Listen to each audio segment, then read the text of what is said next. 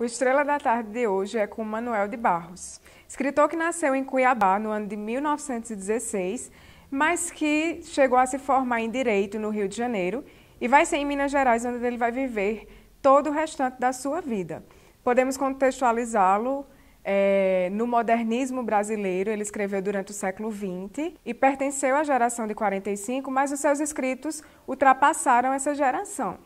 A escrita de Manoel chama muita atenção. Não preciso nem dizer que ele foi na contramão de muitos outros escritores que estavam escrevendo sobre sentimentos grandiosos, enquanto Manoel de Barros vai ter um olhar diferente para o mundo. A sua vida em Minas Gerais vai contribuir bastante para a sua escrita. Ele era totalmente contrário à praxis, né? Ele era, de fato, um poeta. Inclusive, ele diz que ele era um vagabundo profissional, assim como Charles Chaplin, né? Ele dava o nome ao local onde ele se isolava para escrever, um quartinho na fazenda em que ele vivia, de lugar de ser inútil. Então, essa inutilidade, esse olhar para as coisas que são vistas por muitos como insignificante, vão ter espaço e vai ser o principal tema que vai ser desenvolvido por esse escritor. É como se ele quisesse retornar à infância. Inclusive, em um dos seus documentários, Manoel afirma que a sua linguagem é uma linguagem bastante infantil. E aí a gente vai perceber isso dado o seu contato com a natureza. Manoel de Barros ele vai citar as coisas pequenas como a pedra, a lesma, a mosca. Ele cita os animais que muitas vezes a gente tem como animais que incomodam, ou aquela coisa que a gente passa no dia a dia e nem sequer dá importância.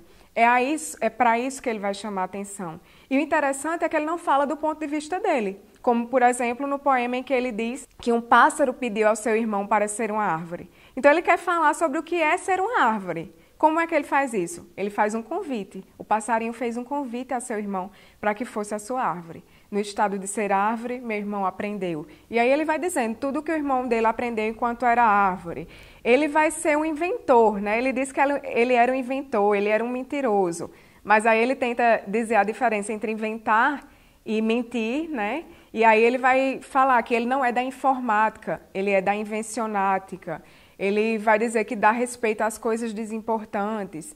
Então, a poesia vai estar recheada dessas coisas desimportantes, né? No momento em que o país já estava se modernizando, em que as vidas dos cidadãos brasileiros caminhavam para muito trabalho, para buscar coisas grandes, buscar sonhos grandes, Manoel se satisfazia com aquela vida simples junto à natureza. E muitos dos seus personagens, como Bernardo, né, que vai ser muito recorrente em toda a sua escrita, vão ser personagens que de fato existiram ali nas vivências do Pantanal. Então, ele traz toda essa sua vida do lugar onde ele vivia, dali da região do Pantanal, são trazidas como o tuiuiu, os bichos de jacaré que compõem o bioma do Pantanal, estão presentes muito frequentemente em sua escrita. Então, é um escritor que dedicou-se à escrita de poesia e que vai tentar desconstruir, além dele ter essa característica de fazer referência às coisas desimportantes, à natureza,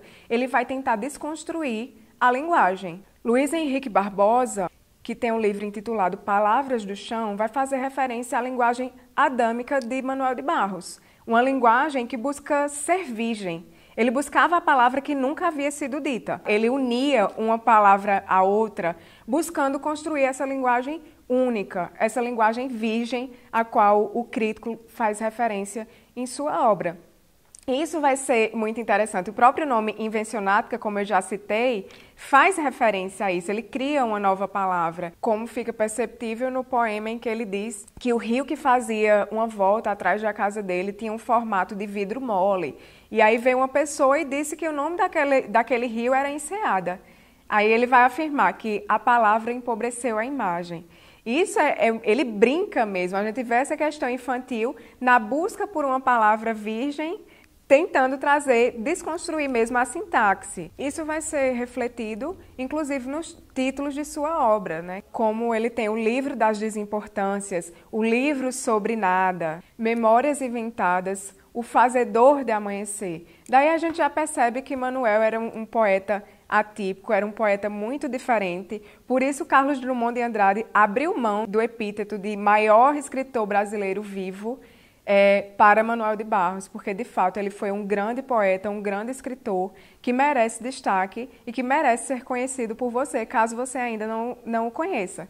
Então, mais uma vez, a Fátima deixa o convite para que vocês venham a viver um pouco mais das experiências de Manuel de Barros a partir dos seus escritos literários.